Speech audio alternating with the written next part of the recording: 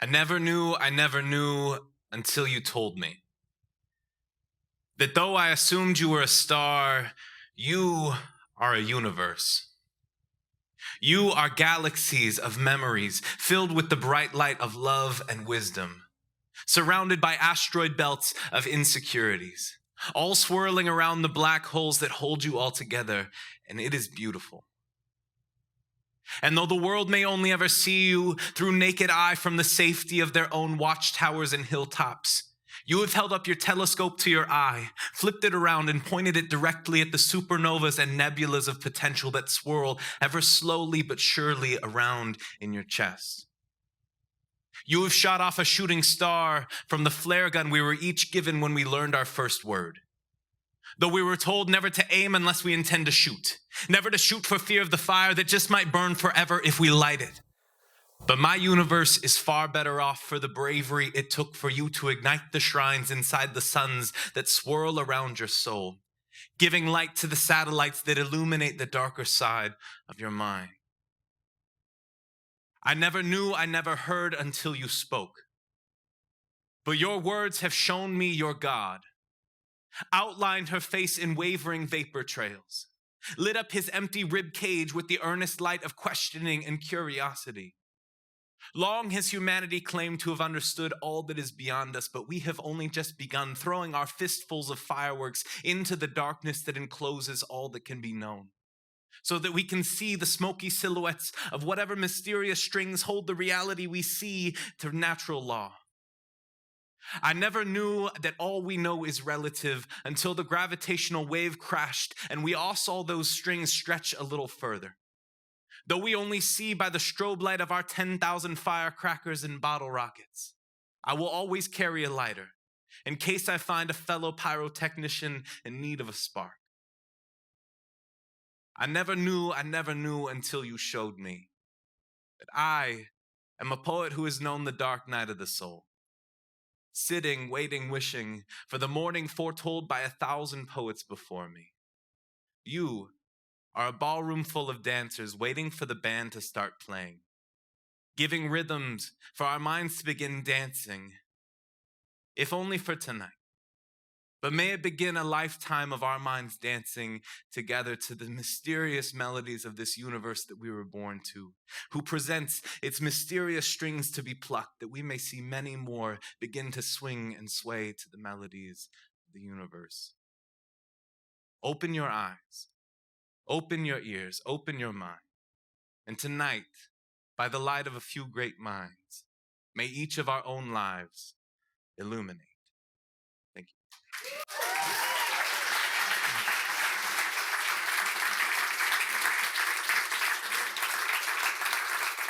Thank you. Cool. Thank you. Appreciate it. That was the easy part, unfortunately. Now I have to talk for a little bit. My name is Mike Young. I am very honored to call Trey Bowden a friend. He's an incredible guy and works at an incredible school. This place is cool. I wish I went here.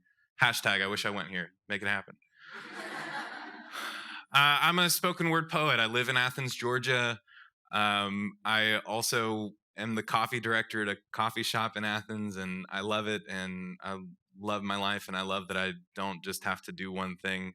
I think it's great. But what I'm kind of here to talk about is the idea of empathy and how it plays into, initially when Trey asked me, how it plays into my work as a poet when I'm working with clients to develop pieces that fit into their ad campaigns, or their building campaigns, or whatever campaigns you might have, or Facebook videos for the Falcons. But I actually found some really great examples of how empathy works in my coffee shop job as well. So I'm going to talk a little bit of both. But essentially what I kind of want to start with is talking about the idea of empathy being translation of souls.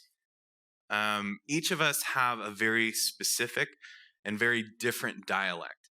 Although maybe we're all speaking English tonight, we each kind of have a different vernacular that is developed from our past experience, from how we were raised, who raised us, who we grew up around, even what we think about certain things. And all of that goes back to our experience with basically everything in the world.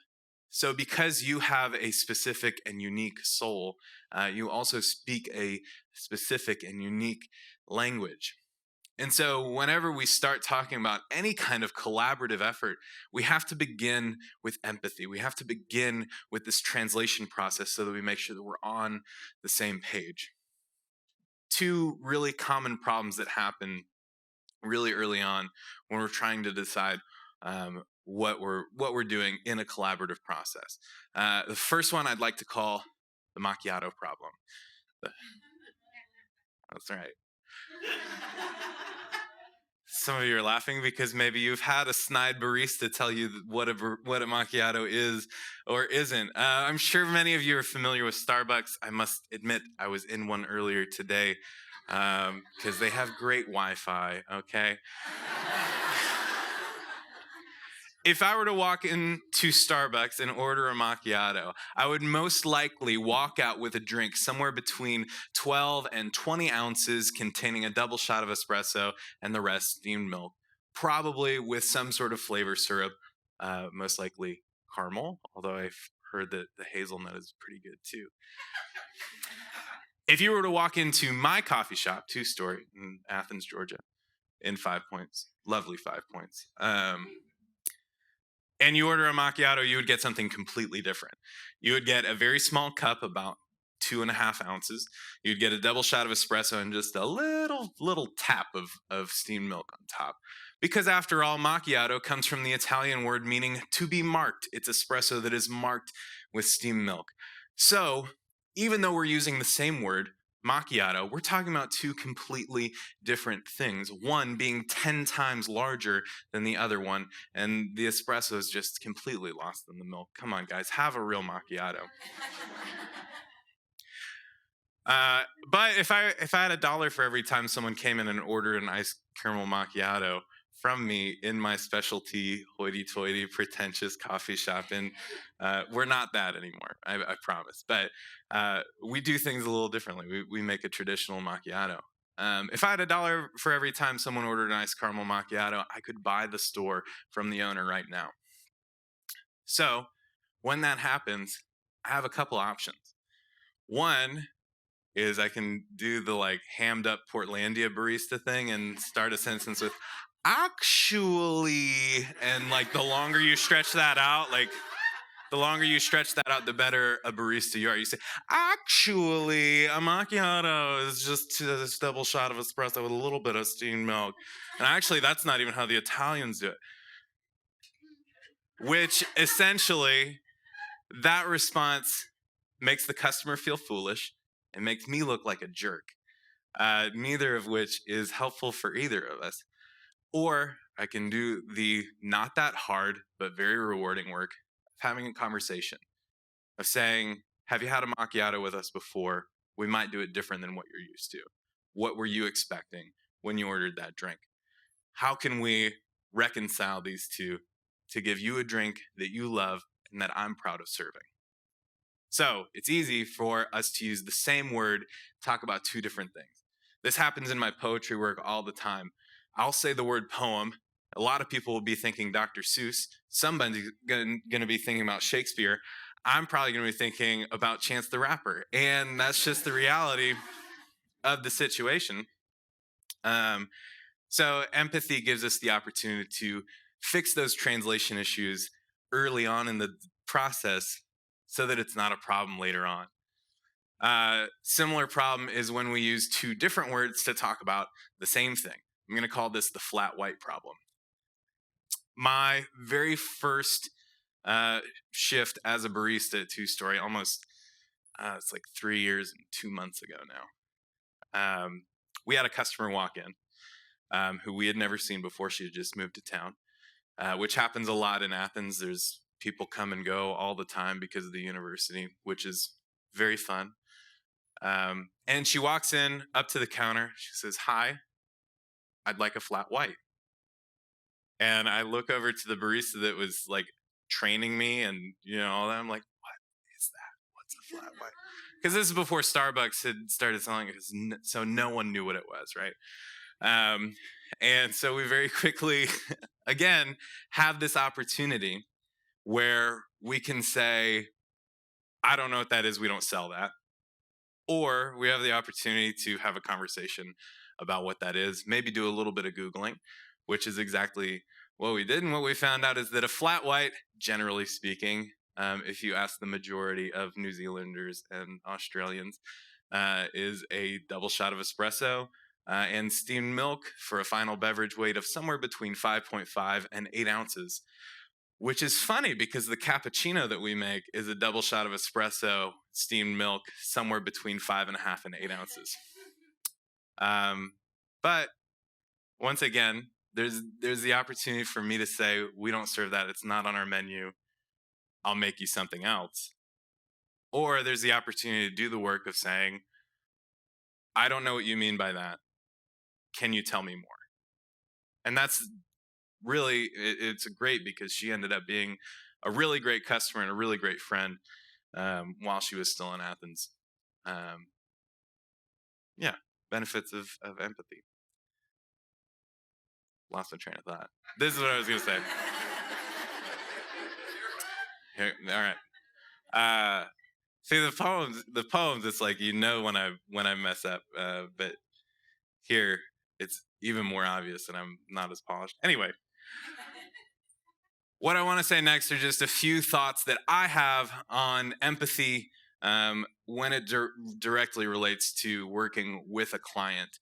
But I'm sure that this translates well to what you guys are doing. You're working with very demanding clients, being students.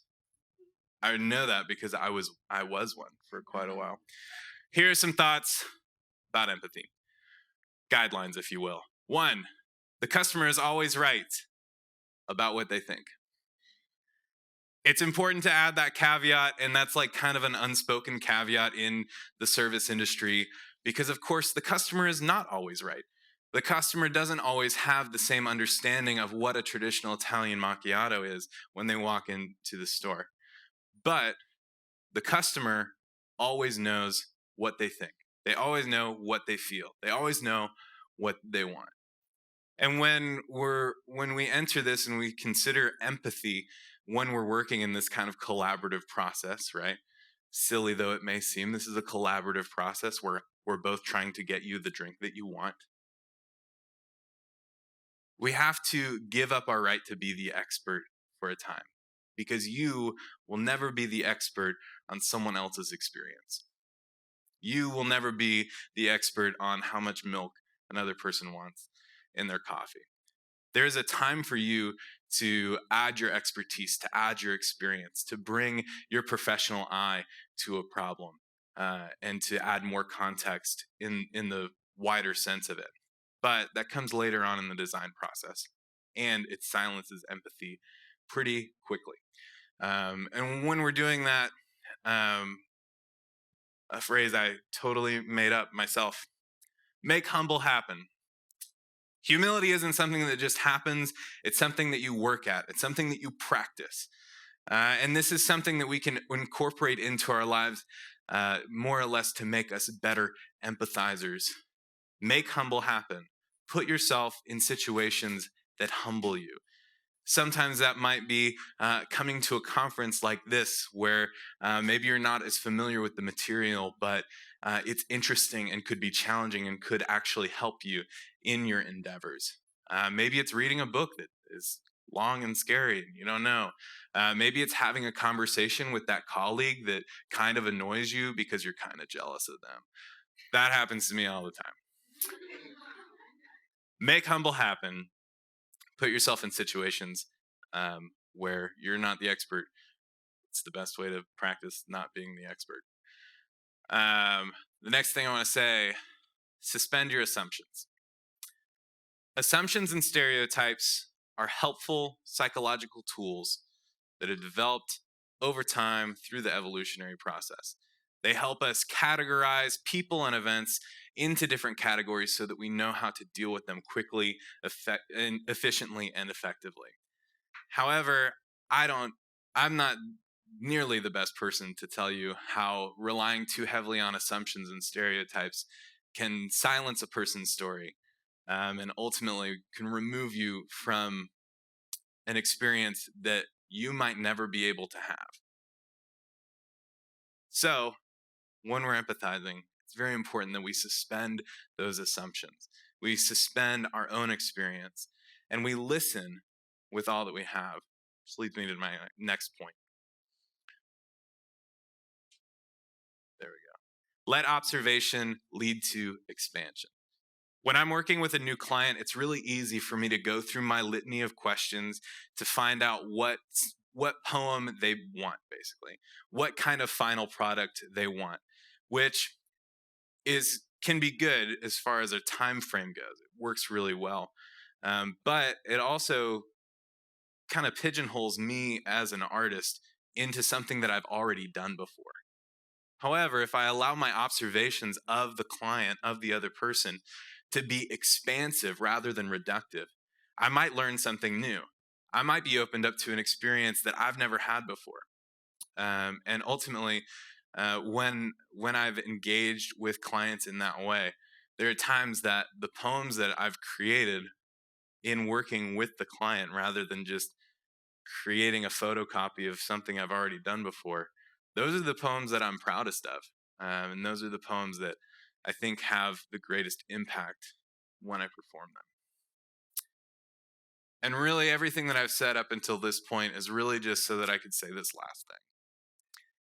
And that is that empathy is for me. And by that, this is more of a mantra. It's not just for me. Like, you don't have to empathize with me. That's cool. But if there's one thing that you take away from what I've been saying for the past however long, empathy is for me. Empathy is for you. And the only empathy that you can truly count on is the empathy that you give yourself. If I'm basically making an assumption here, so shout me down if I'm wrong. But I assume that this room is full of dreamers. I assume that this room is full of people who see the status quo but are not satisfied by it. I assume that I'm in a room full of people who see the world as it could be, superimposed over the world as it is, and sometimes that is frustrating. Sometimes that is the hardest burden to carry, is knowing the potential that is around you that is not fully realized, and ultimately sometimes feeling powerless to make that happen. Wherever you are in the hierarchy of your school, your education system, there's always some sort of limit to what you're able to do. And for me, I grew up as an emotional kid who grew up to be an emotional adult, and here I am today as proof of that. And something that I loved about poetry was that it was an outlet for me. Something that I loved about poetry was that it somehow found a way to channel all of this lightning that I felt in my chest and in the tips of my fingers into something that was able to express how I felt in a way that people heard it. That's something that I love about poetry, is that it invites empathy. Hopefully in the poem that I opened with, you're able to get some sense of the emotional connection that I have to that piece. But we have to begin with practicing self-empathy, or we're never going to have anything to work with when we're working with others in collaborative settings. So a few suggestions for practicing self-empathy. Go to counseling. It doesn't make you crazy. It just is an opportunity to ask a professional, hopefully someone that you trust and is qualified to do so, to give you language so that your brain and your soul can talk together and empathize with one another. Do yoga, and not just poses, but when I say yoga, I mean connect your outer life, your physical body, with what's going on inside of you. For me, that looks like doing my dishes in my sink, because I get so annoyed at these dishes. There's this frustration inside of me, but until I connect my body, my physical reaction to actually do the dishes, my body and my soul are on separate pages for this. And ultimately, make time to have that conversation between your mind and your soul. Ask, how are you doing? Suspend your assumptions, at least for a little while. Allow your observations of your soul to be expansive rather than reductive. And ultimately, practice a certain level of humility toward yourself and a certain level of compassion toward yourself. That's all I have to say, but I would like to do one more poem if that's okay. All right. This is actually the result of some self-empathizing time that has actually turned into one of my favorite poems. So if you don't like it, don't tell me. You don't have to lie. You can just walk away silently. This is